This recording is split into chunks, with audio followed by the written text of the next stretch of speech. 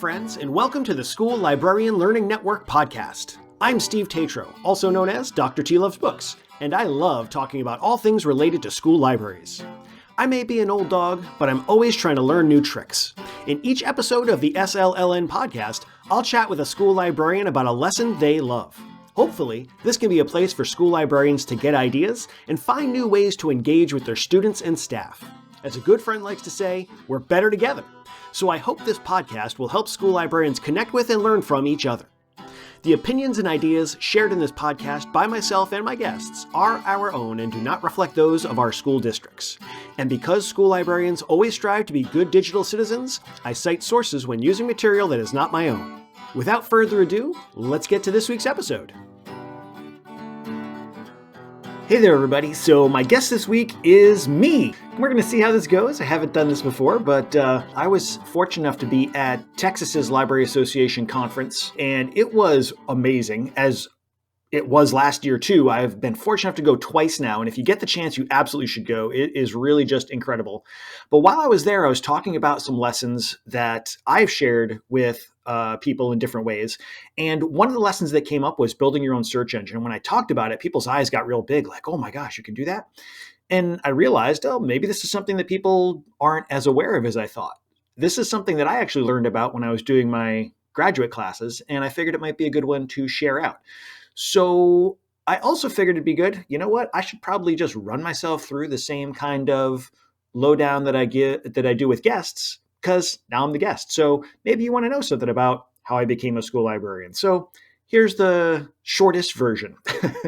So I was an English teacher for 25 or plus years in both middle school and high school. I spent most of my time in the same middle school, and I really enjoyed it. But a couple of years back, right around 2015, 2016 or so, the librarian at my school had to be out for a while, for a couple of weeks. And he asked me if I'd be interested in kind of sitting in when I had prep periods to kind of just keep an eye on the library. And I was like, oh, that sounds pretty good. So I liked being in the library. I liked being there to sub. It was really interesting to kind of be part of the library program. I was like, oh, that's pretty cool. And when he came back, he said, I'm thinking about retiring and you seemed to really enjoy being here. Have you got your library certification? Or maybe you should go and get it. I said, well, that's interesting. So I went, got in the program, realized how important school libraries are really by thinking about and seeing what kind of instruction school librarians get. I'd already gotten instruction on how to be a classroom teacher. I'd already gotten degrees in how to be a supervisor, a principal, an administrator.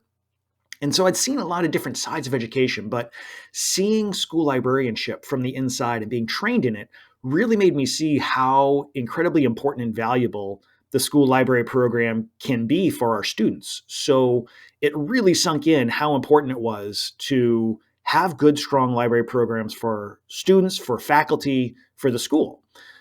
So I ended up going through the program. Literally a month after I got my certification, the decision was made to close my middle school's library because they were doing a big renovation, and they were supposed to renovate the library, but things went a little sideways and they found they needed the space for something else. So the library became science labs. The middle school lost the library.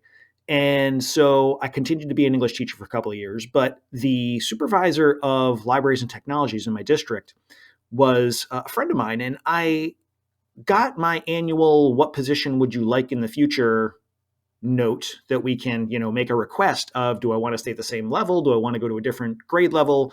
Things like that. And it kind of got me thinking, like, why don't I ask about being school librarian? Because the middle school, when they closed our middle school library, they had to start sharing library space with the high school. We're an attached middle school, high school complex. And the high school library is really out of the way for the middle school. It's a hike to get there. The high school librarian already had a full plate dealing with being the high school librarian. So the middle school really wasn't getting too much in the way of library services. They just weren't available. Like, there just wasn't an easy way for the middle school to get them. And so I went to the supervisor / friend of mine, and I said, look, it's good that they at least gave us some kind of an opportunity to have library services, but it's really hard for our school to take advantage of it. And I think I could really be useful in helping the middle school teachers and students take advantage of the materials, services that we do have access to that they may not even realize that they've got access to. Because at this point, it had been a couple of years. Literally, there were students who didn't know that our middle school had a library at that point. And the teachers had sort of fallen out of the habit of using the space as well, or thinking about the space. So the supervisor was on board. She said, that's a great idea. She took a little while. She did a whole lot of behind the scenes maneuvering and managed to finally make it so that I was able to become the middle school's library liaison, basically, for the complex. And just recently, I got a new principal. Our vice principal became our principal. She's a huge supporter of school library program. And I was very fortunate that she and I were kind of on the same page.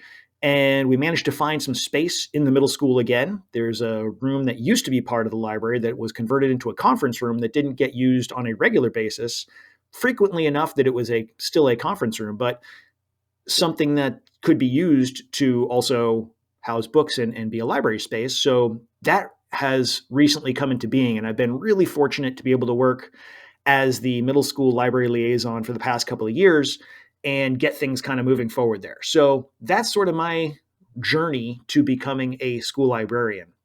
And along the way, while I was getting the certification for school librarianship, while I was taking the classes, I also was given the opportunity to write some curriculum. And the class that I was supposed to write a curriculum for was called Argument and Debate. And that class was meant to be an elective that all of the seventh grade students were going to take, so that by the end of seventh grade, they'd all have some basic knowledge, some basic skills in argument and debate, structures, styles, information that they could apply to other classes as well. Since I was taking my graduate class, or had just finished up my graduate class at the time, I had all these ideas about how school librarianship should kind of interact with students and what it can bring to the students and the staff. So I was able to take those ideas and incorporate them into this argument debate class, which basically became almost like a secret backdoor school library class for the seventh graders, and involved lots of research, lots of technology skills, information skills. So one of the lessons that I ended up writing for that class was how to build your own search engine, which I had learned about in my graduate classes. And I figured this might be something that the students would be able to take advantage of, or if not the students, maybe the staff. So I had put together this lesson called Building Your Own Search Engine. So it's a relatively straightforward thing to do. And Google actually makes it very easy because they have a custom search engine interface. And basically what it is you go to the website, and that'll be linked in the show notes, of course, and you sign in with your Google account. And once you do, it gives you the opportunity to start building your own search engine, which means that you get to choose what resources is the search engine going to look at when it does the searches that you ask it to do. So let me jump to the end. The end of the process is you end up with a search box that looks like a Google search box, and you can get a link to it, and you can send that to people, or you can bookmark it so you can get back to it very easily. And whatever you type into that search box, the search will be done, but it'll only be done on the list of resources that you have put into the custom search engine. So you get to choose, you get to decide what are the reliable resources that would be useful. And while we all know there's all sorts of great, reliable resources out there, and we know that when we can, we want students to get into databases, we know they're going to use online sources other than our databases. We know they're going to do open web searches. So having a custom search engine that I could build, that I knew all the sources were going to be reliable sources instead of just drawing from everywhere online, that helped me to kind of build up a couple of different kinds of search engines that could be applied to different kinds of projects and programs. I had actually built a couple before I made this lesson for a couple of different classes. That one was for a poetry class, or for part of our poetry program that we were doing in English. I built a poetry search engine that only looked at certain poetry websites so that I knew the students were going to be looking at particular kinds of poetry. I built one for one of the history classes. They were doing current events, so I built a current events search engine that only drew on reliable resources. So having these different kinds of search engines for different functions made me sort of realize, oh yeah, we can really channel students to good information when they're doing open web searches if we're aware of these tools that can help us kind of focus them in.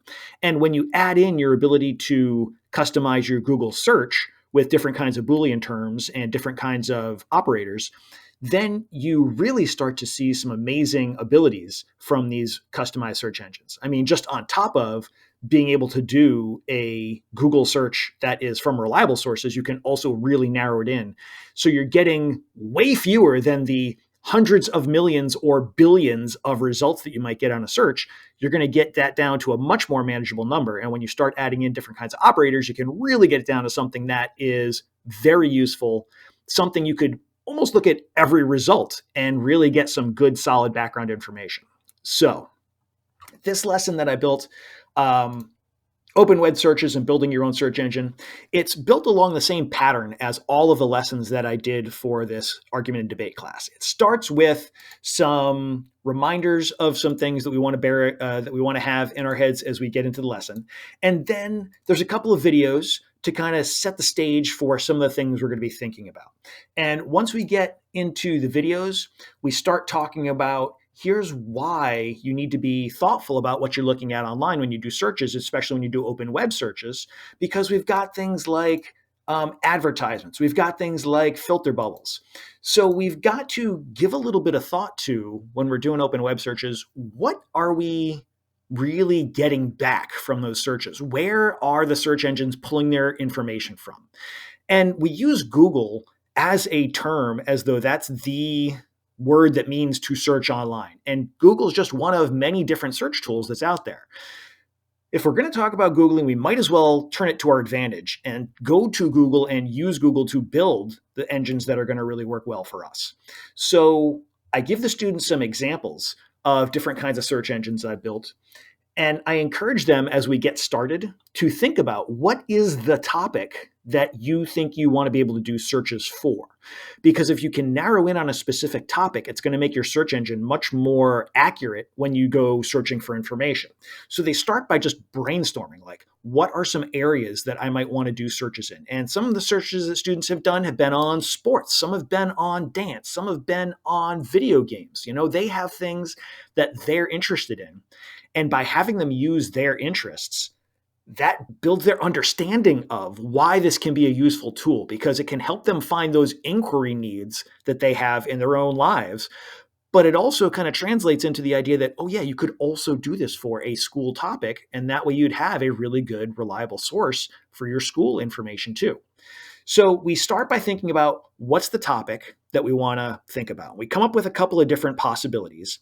And for each one of those possibilities, I then have the students do some thinking about what sources do you know of that might be good sources of information about that topic. Or if you're having trouble coming up with some, let's go online and see what are some of the sources out there. And then we can do a little bit of sifting of the sources and try and figure out, are there some that are better, more accurate, more reliable, ones that we want to rely on more over others? And so we're doing a couple of different skills there. We're thinking a little bit about, how do we assess where we're getting our information from?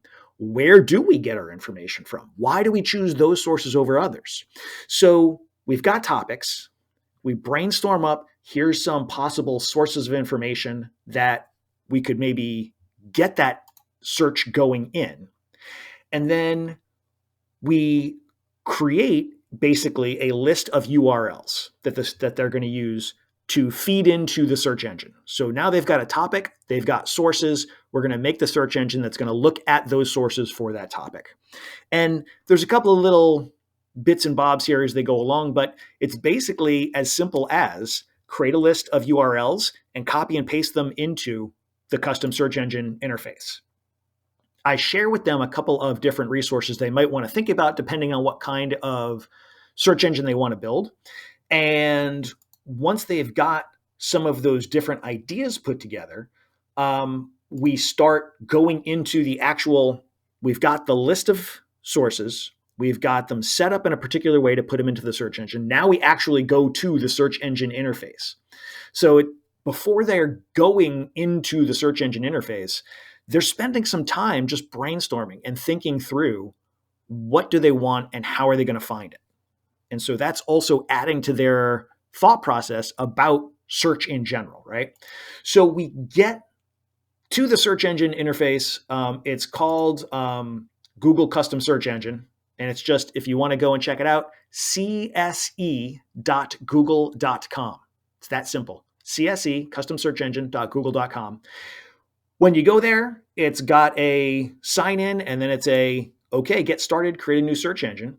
So they do that. They start putting in their links to the different sources they want to use. And you can get as specific or as broad as you want when you start putting in the sources you want to look at. So you can go as wide as a domain. Like you could put in .gov as one of your search parameters or one of your search sources, and that would limit the searches to just .gov sources.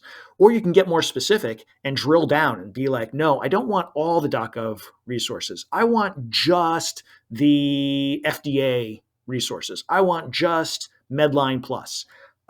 You can add as many different kinds of sources you want. So even if you put .gov as one of the sources, you could also put .net or .org, and it'll search in all the websites that have those kinds of extensions or those kinds of domains. Or you can get real granular and say, I want you to look in this section of this website, or I want you to only look on this particular page of a website. If there was like one that had a whole lot of information that you really wanted to focus in on and be able to search through. So you can get as specific or as broad as you wish when you're entering in your different areas to do the search in. You come up with a name for your search engine. I try to name them as what they are for, like sports search engine, poetry. One of mine is Dr. T's reliable current events, so that I know, like, I made it, I know what it's for, and I know why I made it, right? So obviously I know why I made it, but as a title, it's good for the students and the staff to be able to see, like, here's what it is. Here's what this thing is that you are getting into. So once you've entered in your sources that you want it to search, you name it, you click create. And once you've created it, you have the option to get the public URL, which is the link that's going to bring you to the search box that has your search built into it. You can even do a lot of customizing of colors and fonts, and you can really make it look certain ways that you want. So having talked through the steps and having shown the students how to get into how this goes, I then turn them loose. I say, great, make your search engines, see what you can come up with, play around with the fonts, play around with the colors, make it the way you want it to look. You can have it display the results in different ways. You can have it include pictures or leave out pictures. Like, there's lots of different things you can play with in terms of the nitty-gritty details of it. So once you've got it and you've got the public URL, you basically just keep that URL someplace safe. I have a document where I've started laying them out so that I've got, here's what the name of it is, here's what it does, and here's the link to it. So that if somebody needs it in the future, I can pull it right up, send them the link for that particular custom search. So yeah, that's basically how that goes. And the students really enjoyed this chance to look sort of inside how search engines work. And they seemed to have a real good time with building their own engines and then going back and using them and showing them to their friends, like, check this out. It does this. You can do that.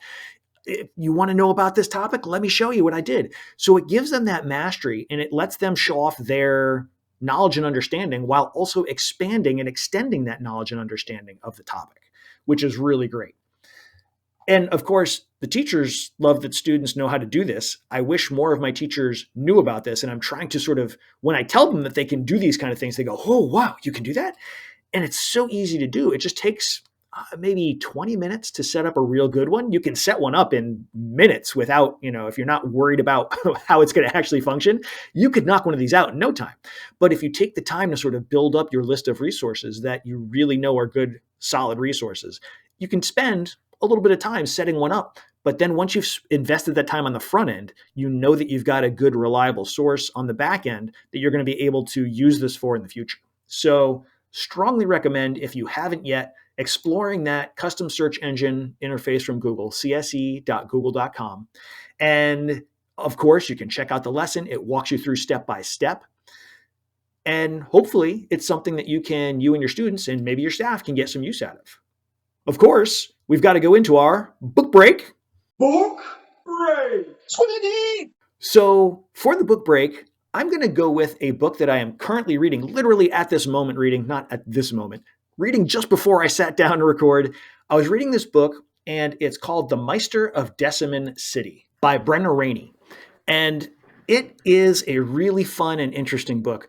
I was at TXLA, I was walking around, I was thinking to myself, I just did this survey of my students and they said that they want more humor. So while I'm here, while I'm on the exhibitor floor, I'm going to walk around and see, can I find some humor books that my students might be interested in? And literally, as I had that thought, I turned a corner and there's a guy standing there with a book in his hand. He said, "Hey, would you like a free book that the author's going to sign for you?" I said, "Of course." So took the book, got in line, I'm looking at it, The Meister of Decimin City. And it's clearly a superhero book. And I'm a superhero nerd, so I was like, this sounds fun.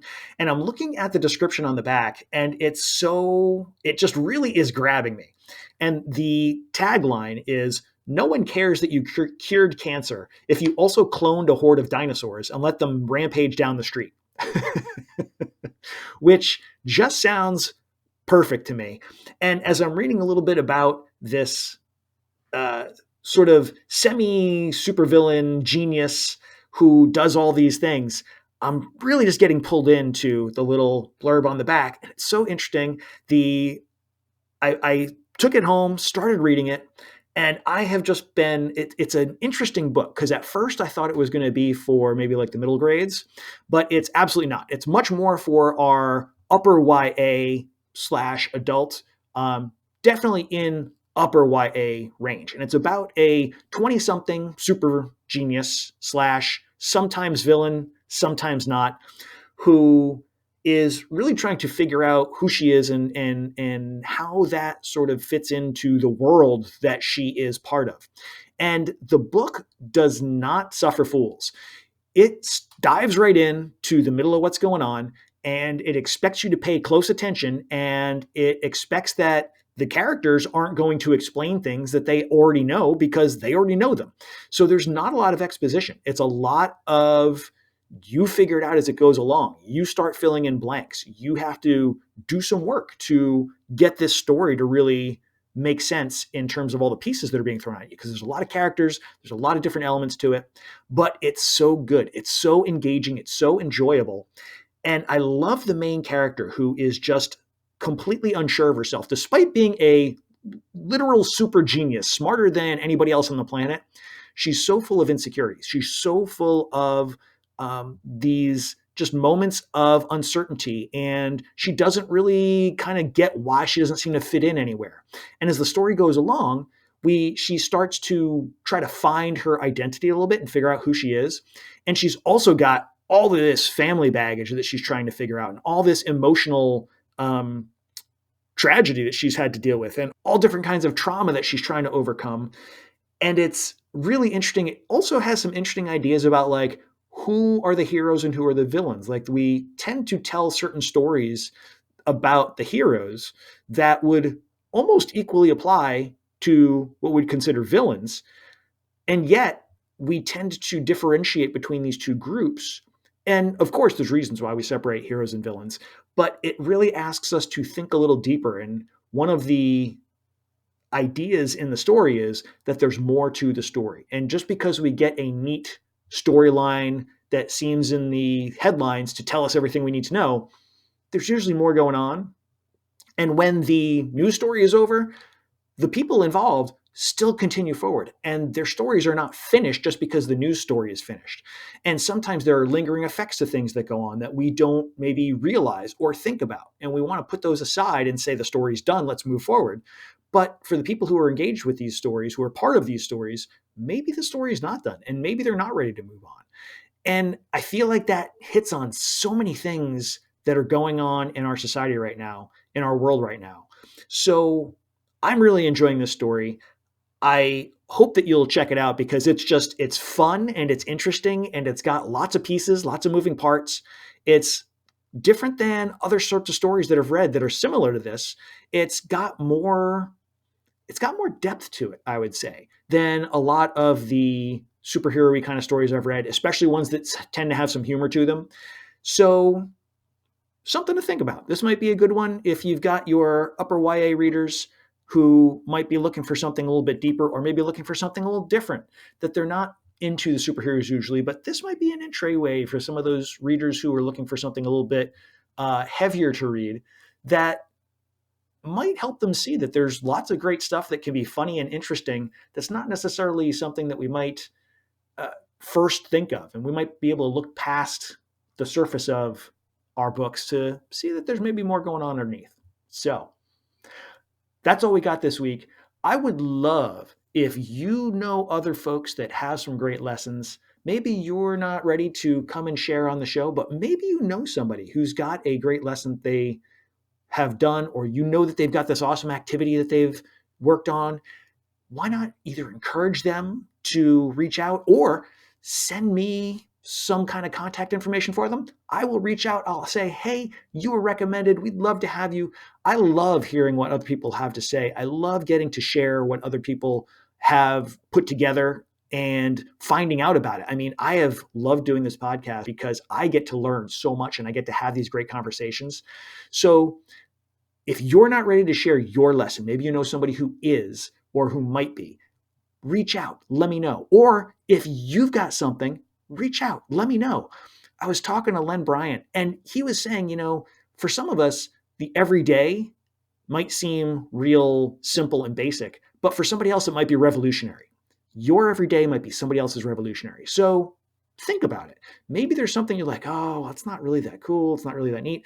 But there's people out there, and I'm probably going to be one of them, that are going to go, holy smokes, that's awesome. That's brilliant. It might seem simple, but it's not. It's something that not everybody's going to have thought of before. So think about it. Maybe reach out. Let me know. I would love to talk to more folks. I'd love to see some of the awesome stuff that folks are doing out there. So anyway, that's my pitch. That's my book. That's my lesson. I hope you're having a great one. And I'm going to be bringing you a couple of new guests in the near future. And I'm looking forward to hearing from a lot of you. Thanks, everybody. Thanks for checking out this episode of the SLLN podcast. Be sure to check out the show notes, which include not only a link to the lesson, but also links to the SLLN website, home to a curated list of free upcoming virtual events and resources for school librarians. It's easy to become a member of the network. Just visit the site and use what you like. If you have an idea, a question, or a lesson you want to share, you can email schoolliblearning@gmail.com. That's school, L-I-B, learning@gmail.com. Know someone with a great school library lesson? Let us know. Until next time, be safe, be good, and be well.